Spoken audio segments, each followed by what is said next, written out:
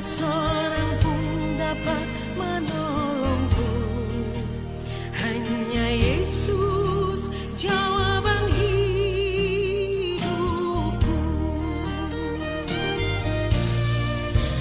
Kalau ku cari damai, hanya ku dapat dalam Yesus. Kalau ku cari ketenangan, hanya ku temui di dalam Yesus. Tak satu pun dapat menghiburku, tak seorang pun dapat menolongku.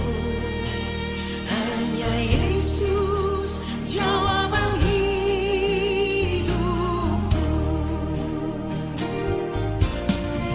Bersama Dia hatiku damai, walau dalam lembah kekelaman.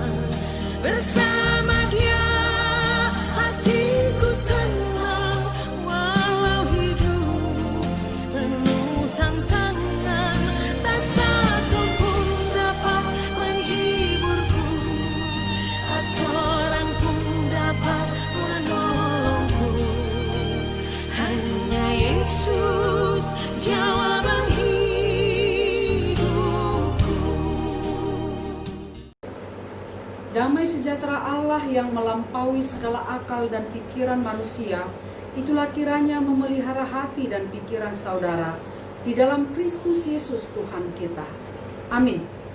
Horas, selamat hari Minggu untuk kita semua.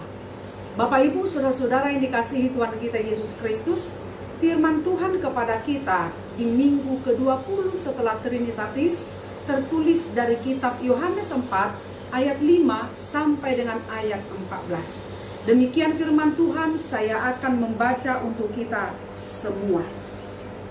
Maka sampailah ia ke sebuah kota di Samaria yang bernama Sikar, dekat tanah yang diberikan Yakub dahulu kepada anaknya Yusuf. Di situ terdapat sumur Yakub. Yesus sangat letih oleh perjalanan, karena itu ia duduk di pinggir sumur itu. Hari kira-kira pukul 12. Maka datanglah seorang perempuan Samaria hendak menimba air.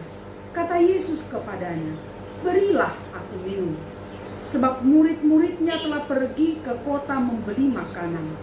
Maka kata perempuan Samaria itu kepadanya, "Masakan engkau seorang Yahudi minta minum kepadaku seorang Samaria?"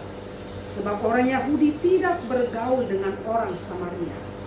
Jawab Yesus kepadanya, "Jikalau engkau tahu tentang karunia Allah dan siapakah dia yang berkata kepadamu, 'Berilah aku minum,' niscaya engkau telah meminta kepadanya dan ia telah memberikan kepadamu air hidup." Kata perempuan itu kepadanya, "Tuhan, engkau tidak punya timba dan sumur ini amat dalam. Dari manakah engkau memperoleh air hidup itu? Adakah engkau lebih besar daripada bapa kami Yakub yang memberikan sumur ini kepada kami dan yang telah minum sendiri dari dalamnya, ia serta anak-anaknya dan ternaknya?" Jawab Yesus kepadanya, "Barang siapa minum air ini, ia akan haus lagi. Tetapi barang siapa minum air yang akan kuberikan kepadanya, ia tidak akan haus untuk selama-lamanya. Sebaliknya, air yang akan kuberikan kepadanya akan menjadi mata air di dalam dirinya, yang terus-menerus memancar sampai kepada hidup yang kekal." Demikian pembacaan firman Tuhan untuk kita semua. Bapak, Ibu, saudara-saudara yang dikasihi Tuhan kita Yesus Kristus. Nas kita membicarakan kisah perjumpaan Yesus dengan seorang perempuan Samaria. Tepat pada hari itu cuaca sangat panas sekali dan dikatakan dalam ayat 6 pukul 12 siang. Sangat terik matahari dan Yesus duduk di pinggir sumur untuk melepaskan letih oleh karena perjalanan yang begitu jauh dan juga karena haus. Di pinggir sumur itu Yesus duduk Lalu datanglah seorang perempuan Samaria. Lalu terjadilah percakapan. Percakapan itu diawali oleh Yesus. Yesus yang meminta air. Yesus berkata, "Berilah aku minum." Mungkin timbul pertanyaan, kok bisa Yesus sebagai anak Allah yang menyebut dirinya sebagai sumber air kehidupan haus? Bagaimana mungkin Yesus merasa letih? Saudaraku yang terkasih, bukankah dia anak Allah? Benar bahwa air sangat diperlukan oleh makhluk hidup di dunia ini, termasuk manusia. 80% dalam tubuh manusia dipenuhi oleh cairan. Jika tubuh manusia kekurangan air ataupun cairan, maka kita akan mengalami dehidrasi. Jika dehidrasi berlangsung lama, maka bisa mengakibatkan kematian. Pertemuan Yesus dan perempuan Samaria memberikan perubahan baru bagi perempuan Samaria, juga bagi dunia ini. Di mana sebelumnya bangsa Yahudi memandang rendah yaitu orang Samaria. Orang Yahudi memiliki prinsip mereka yang lebih layak, mereka yang lebih pantas, mereka yang lebih kudus. Maka di luar mereka itu dianggap sebagai kelas nomor 2, kelas yang tidak penting. Tetapi saat ini Yesus mau meruntuhkan kesombongan itu. Yesus mau membongkar tembok pemisah itu. Yesus hadir untuk membawa perdamaian. Yesus hadir untuk menyatukan segala yang ada perbedaan di tengah dunia ini. Maka keselamatan yang dihadirkan Yesus itu adalah keselamatan yang universal. Keselamatan yang dialamatkan untuk semua bangsa.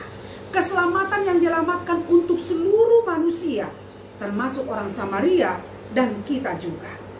Keselamatan yang dibawa oleh Yesus itu keselamatan yang diibaratkan air yang menyelamatkan seseorang dari ancaman kematian. Kematian itu diganti dengan kehidupan. Jadi air yang dibawa oleh Yesus, keselamatan anugerah yang dibawa oleh Yesus itu adalah untuk semua bangsa, adalah untuk semua orang, semua suku, golongan yang ada di dunia ini. Kalau perempuan Samaria yang dianggap najis, dianggap kafir, disapa oleh Yesus, maka hari ini pun kita disapa oleh Yesus. Keselamatan itu ditawarkan kepada kita. Keselamatan itu diberikan kepada kita. Yesus tidak menginginkan kita haus untuk selama-lamanya. Coba kembali kita baca ayat 9 dalam nas kita. Dikatakan dalam ayat 9, maka kata perempuan Samaria itu kepadanya, masakan engkau seorang Yahudi meminta minum kepadaku seorang Samaria? Sebab orang Yahudi tidak bergaul dengan orang Samaria. Saat itu Yesus meminta air kepada perempuan Samaria. Tetapi perempuan Samaria itu tidak langsung memberi air kepada Yesus. Justru perempuan Samaria itu bertanya, dia masih menutupi identitas dirinya di hadapan Yesus. Perempuan Samaria itu masih menutupi pola pikir yang lama. Tetapi Yesus hadir untuk menghancurkan pola pikir, tradisi, kebiasaan yang lama itu. Saudaraku, bagi Yesus tidak peduli suku apa. Bagi Yesus tidak peduli latar belakangnya seperti apa, kehidupannya seperti apa, kelamnya masa lalunya seperti apa. Karena bagi Yesus setiap orang itu sangatlah berharga. Maka jangan tutup dirimu ketika Yesus menawarkan keselamatan itu. Maka jangan tutup dirimu ketika Yesus membawa pengampunan, membawa keselamatan bagimu. Terimalah anugerah keselamatan itu. Bagaimanapun kehidupanmu dulu, bagaimanapun masa lalumu dulu, bagaimanapun hidupmu hari ini, engkau berharga di mata Yesus. Dan Yesus membawa keselamatan itu, Yesus menawarkan anugerah itu kepada kita. Bapak, Ibu, saudara-saudara yang terkasih, sangat menggembirakan saat Yesus membuka diri bagi orang yang dianggap najis, bagi orang yang dianggap kafir. Dan betapa hebatnya Yesus. Yesus hadir tidak untuk menghakimi masa lalu perempuan Samaria itu. Yesus hadir bukan untuk menghakimi perempuan yang berdosa itu. Bukan Yesus tidak tahu bagaimana masa lalunya. Bukan Yesus tidak tahu bagaimana bobroknya, bagaimana hancurnya kehidupan perempuan Samaria yang berganti-ganti pasangan itu. Saudara yang terkasih, tiap orang tentu punya masa lalu. Masa lalu yang kelam, masa lalu yang buruk. Namun bagi Yesus, setiap orang berhak untuk diselamatkan tanpa menghakimi masa lalunya. Pintu pertobatan terbuka bagi setiap orang yang percaya kepada Yesus. Air kehidupan selalu dialirkan kepada kita. Maka terimalah. Terimalah air kehidupan itu, terimalah pengampunan itu. Terimalah anugerah keselamatan itu. Jangan hakimi dirimu dengan berpikir engkau adalah seorang pendosa yang berat, yang masa lalumu begitu kelam, masa lalumu begitu pekat, yang tidak mungkin diampuni, yang tidak mungkin diselamatkan. Jika perempuan Samaria itu dapat diselamatkan oleh Yesus karena kasih-Nya, maka kita pun bisa. Maka kita pun berhak menerima keselamatan itu. Penerimaan Yesus kepada kita bukankah hal yang patut kita syukuri? Kita patut bersuka cita karena seperti penerimaan Yesus kepada perempuan Samaria, demikian Yesus menerima kita. Betapa bersyukurnya, betapa bersuka citanya kita di zaman ini. Yesus Sang Mesias menerima keberadaan kita apa adanya. Bukankah keselamatan itu adalah sukacita? Maka bersukacitalah sebab air kehidupan itu kini menghapus segala dosamu.